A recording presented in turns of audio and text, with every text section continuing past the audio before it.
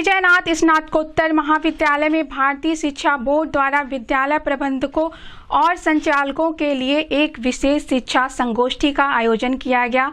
इस अवसर पर भारतीय शिक्षा बोर्ड के कार्यकारी अध्यक्ष एवं सेवानिवृत्त IAS डॉक्टर NP सिंह ने मुख्य वक्ता के रूप में उपस्थित रहे, जबकि महाविद्यालय के प्राचार्य प्रोफेसर डॉक्टर ओम प्रकाश सिंह विशिष्ट अतिथि के रूप में मौजूद रहे। डॉक्टर NP सिंह ने अपने संबोधन में कहा कि ब्रिटिश शासन द्वारा लागू की गई शिक्षा प्रणाली ने भारतीय भाषाओं, परंपराओं और सांस्कृतिक मूल्यों को उपेक्षित कर पश्चिमी भाषा और संस्कृति को प्राथमिकता दी। उन्होंने कहा कि यह प्रणाली छात्रों को केवल नौकरी केंद्रित शिक्षा तक सीमित रखती थी, लेकिन उनमें शोध और नवाचार की प्रवृत्ति विकसित करने में असफल रही। इसके परिणाम स्वरूप भारतीय समाज में अपनी सांस्कृतिक पहचान को लेकर हीन भावना उत्पन्न हो गई। डॉक्टर सिंह ने बताया कि भारतीय शिक्षा बोर्ड की स्थापना का उद्देश्य स्वदेशी शिक्षा प्रणाली को पुनर्जीवित करना है। उन्होंने स्वामी विवेकानंद, स्वामी दयानंद सरस्वती, महर्षि अरविंद, रविन्द्रनाथ टैगोर और महात्मा गांधी जैसे महान विचारकों के शिक्षा दर्शन को अपनाने की आवश्यकता पर जोर दिया। उन्होंने कहा है कि इस नई शिक्षा प्रणाली का लक्ष्य विद्यार्थियों में आत्मगौरव, भारतीयता, नैतिक मूल्यों और वैश्विक नागरिकता की भावना विकसित करना है। डॉक्टर सिंह ने बताया कि भारतीय शिक्षा बोर्ड एक राष्ट्रीय शिक्षा बोर्ड है, जिसका संचालन पतंजलि योगपीठ द्वारा किया जा रहा है। उन्होंने यह भी जानकारी दी कि 3 अगस्त 2022 को association of Indian universities AIU ने इसे भी सभी राष्ट्रीय और राज्य शिक्षा बोर्ड के समक्ष मान्यता प्रदान की है। यह बोर्ड आधुनिक एवं पारंपरिक शिक्षा के समन्वय पर केंद्रित है। इसके पाठ्यक्रम में वेद, उपनिषद, गीता, जैन, बौद्ध ग्रंथों और भारतीय विचारधाराओं को संवैधानिक मूल्यों के साथ समाहित किया गया है। साथ ही गुरुकुल शिक्षा प्रणाली और आधुनिक तकनीकी का भी प्रभावी संयोजन किया गया है। डॉक्टर सिंह ने बताया कि बोर्ड द्वारा तैयार किए गए पाठ्यक्रम में छोटी कक्षाओं में कहानियों और कविताओं के माध्यम से भारतीय दर्शन को सरल रूप में समझाया जाता है, जबकि उच्च कक्षाओं में इसे विस्तृत अध्यायों के रूप में शामिल किया गया। डॉक्टर सिंह ने कहा कि भारतीय शिक्षा बोर्ड की नई प्रणाली नैतिक मूल्यों, स्त्री सम्मान, श्रम के प्रति सम्मान और प्रकृति के साथ संतुलन को बढ़ावा देने पर केंद्रित है। इसका उद्देश्य विद्यार्थियों में नेतृत्व क्षमता विकसित करना, आर्थिक समृद्धि को प्रोत्साहित करना और न्याय संगत सामाजिक संरचना का निर्माण करना है। उन्होंने बताया कि BSB की शिक्षा प्रणाली पंचकोश एवं अंतःकरण चतुष्टय अवधारणाओं पर आधारित है, जिसमें विद्यार्थियों का समग्र विकास सुनिश्चित किया जाएगा। उन्होंने यह भी कहा कि इस प्रणाली का लक्ष्य विद्यार्थियों को भारतीय मूल्यों से जोड़ने के साथ साथ उन्हें वैश्विक प्रतिस्पर्धा के लिए भी तैयार करना है।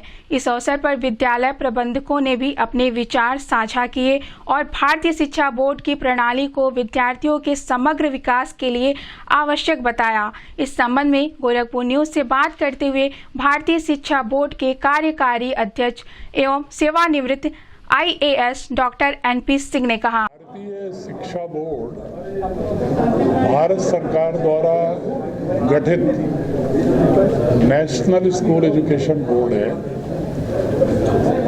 भारत सरकार ने इसके संचालन का दायित्व विधिक प्रक्रिया के तहत पतंजलि योगपीठ को दिया है। इसमें भारत सरकार के और पतंजलि योगपीठ दोनों के सदस्य इस बोर्ड के प्रबंध समिति में हैं और ये भारत का पहला बोर्ड है जिसका उद्देश्य भारत सरकार ने आधुनिक शिक्षा के साथ भारत की ज्ञान परंपरा का समग्र रूप से समावेशन रखा है।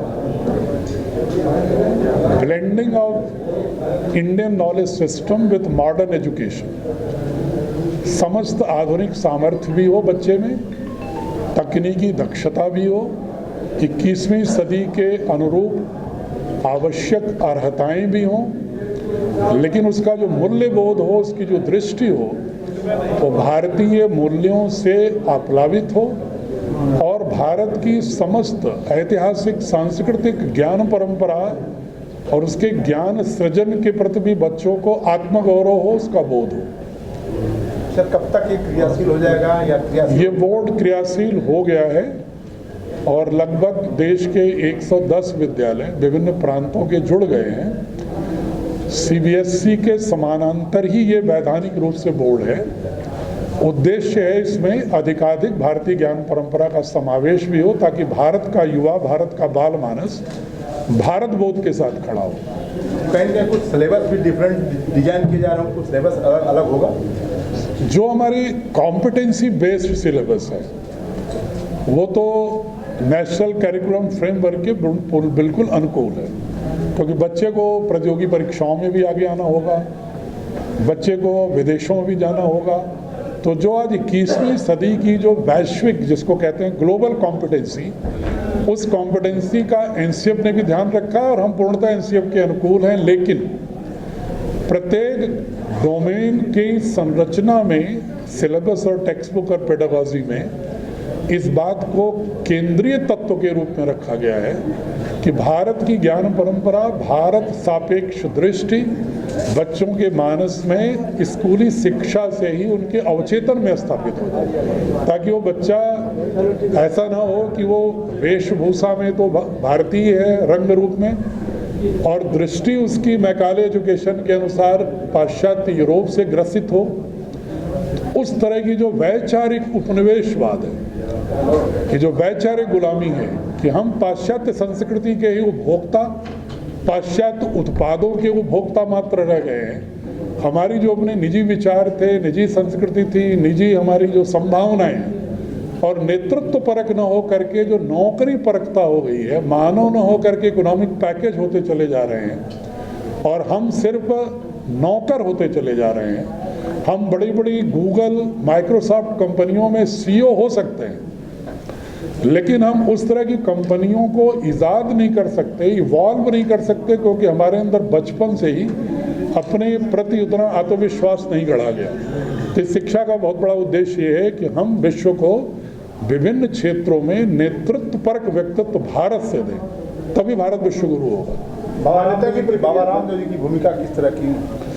पूज्य स्वामी रामदेव जी ने ये प्रश्न उठाया था भारत सरकार के समक्ष आज से लगभग 12 वर्ष पूर्व। तो माननीय प्रधानमंत्री जी ने 2019 में इसके गठन का मार्ग प्रशस्त किया और पतंजलि योगपीठ को एक विधिक प्रक्रिया पालन करते हुए एक्सप्रेशन ऑफ इंटरेस्ट के तहत पतंजलि योगपीठ को सबसे सक्षम वित्तीय और विजन की दृष्टि से मानते हुए उसको स्पॉन्सरिंग बॉडी के रूप में सेलेक्ट किया है। तो भारत सरकार द्वारा गठित पतंजलि योगपीठ द्वारा संचालित बोर्ड है, जिसका उद्देश्य है आधुनिक वैश्विक सामर्थ्य के साथ साथ भारतीय ज्ञान परंपरा हमारे मूल्यबोध और स्वभाव में नाभिकीय तत्व के रूप में स्थापित है। क्या कुछ अलग से स्कूल भी खोले जाने हैं? क्या बाबा का कुछ ऐसा विधान है, मन के अंदर भाव है कि उनके भी अपने स्कूल होंगे? हाँ, स्वाभाविक रूप से हमें प्रत्येक राज्यों में